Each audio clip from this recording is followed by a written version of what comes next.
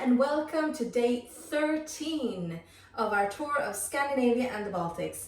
Today we are leaving Finland and we're taking a ferry across to Estonia and to the capital, which is Tallinn. And in Tallinn we are going to make pirukas. Now pirukas is a very famous snack, but they're also made as a main meal, and since I'm feeding my brother's family for dinner today, that's what I'm going to do. The first thing you need is to create a dough. Now I have taken 2 cups of milk, I have taken 1/4 cup of water, 1 teaspoon of sugar, and I've heated that up with 2 tablespoons of butter. And once the butter melted into the mixture, I cooled it back down again, just like we did with the cinnamon buns, until I could stick my finger in it for 3 seconds. Then I added 1 packet of dry yeast, and it's been sitting now for about 10 minutes, and you can see that the yeast is dissolved and we're starting to have some yeast bubbles on the surface, which is how we know we have active yeast. And now I'm going to add this to my blender. Now I have 6 cups, or about 1,400 milliliters of flour, and I'm going to start gradually adding this to my liquid.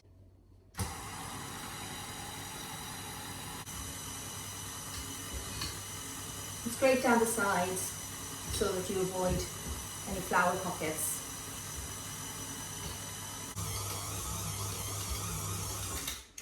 The dough is starting to come together. We still have a little bit of flour to add, but now I'm actually going to add 2 teaspoons of salt. See, this is not a sweet dough the way we made with cinnamon buns. The dough is coming loose quite easily from the dough hook, which is a good indication that it's starting to get ready.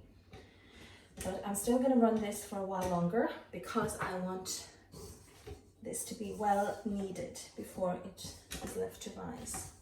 So I'm going to let this run for approximately somewhere between 5 and 10 minutes. I'm going to see how long it takes for the gluten to develop. All right, my dough is finished. You can see here it's a lovely sort of Play-Doh texture.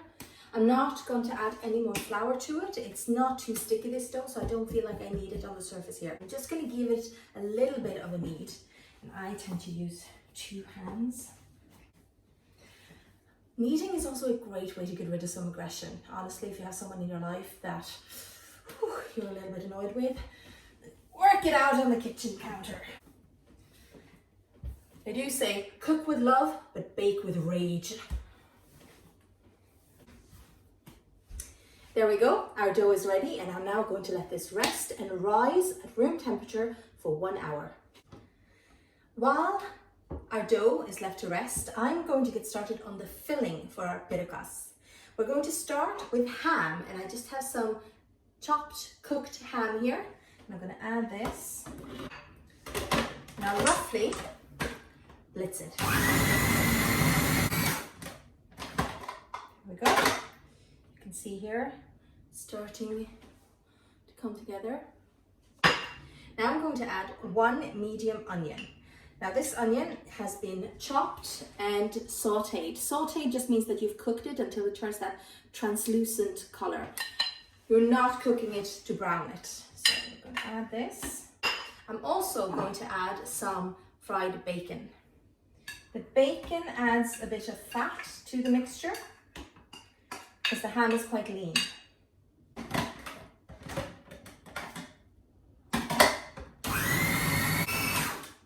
Beautiful.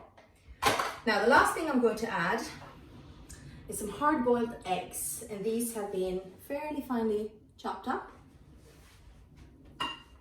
I'm just going to mix these through.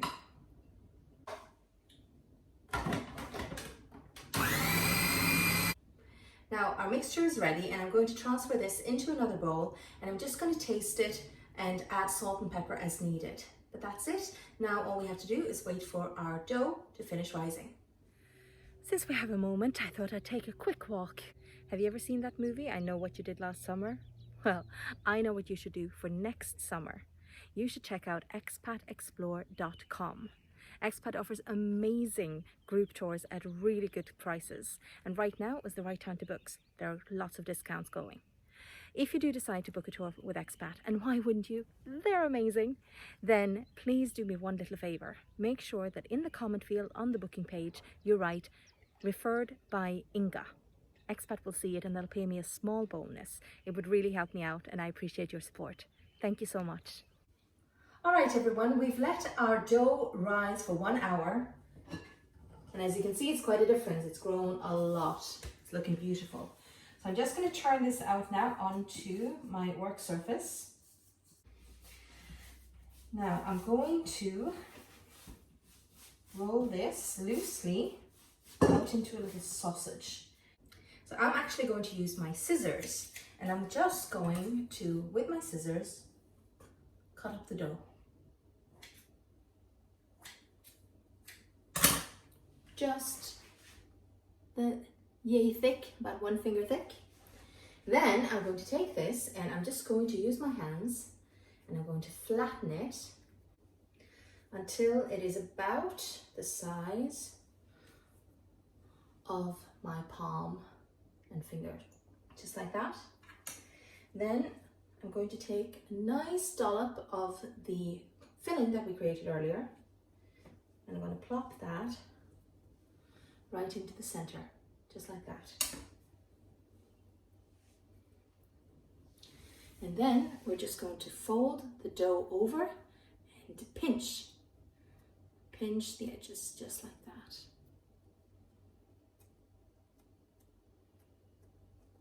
And now I'm going to take these ends and I'm going to tuck them underneath like that.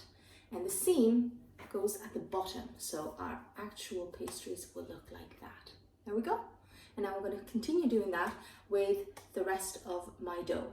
I'm going to pop this on a baking tray covered with a baking paper, and then we're going to let it rest for half an hour or so before they're ready to go in the oven. While our pirukas are resting and the dough is allowed a second rise, I'm going to make a beetroot salad that I'll serve along with it. Now in this bowl I have 1 cup of sour cream. You can also use half and half mayonnaise and Greek yogurt if you want, but the traditional use is sour cream. Then I'm going to add 1 tablespoon of mustard and 1 tablespoon of horseradish. Horseradish is quite spicy, so along with the mustard, it does give a little bit of spiciness to this. Now I'm going to add a little bit of salt.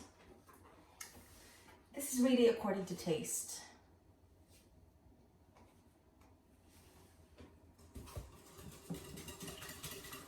Now I'm going to add a bit of pepper as well.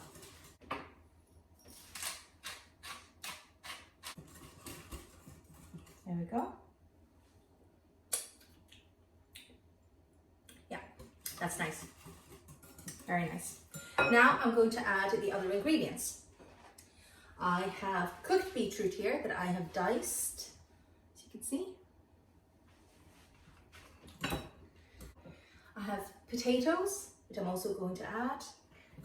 Diced, cooked and diced potatoes. And then I have some pickles. So it's essentially like a beaten potato salad and it's cold. So this is now going to be refrigerated for at least an hour before serving. We're just mixing all of these ingredients together. The traditional version adds pickled herring to this salad as well. You can also add apples. It gives a nice crunch and a bit of sweetness to this. However, my nephews got to the apples before I could, so no apples today.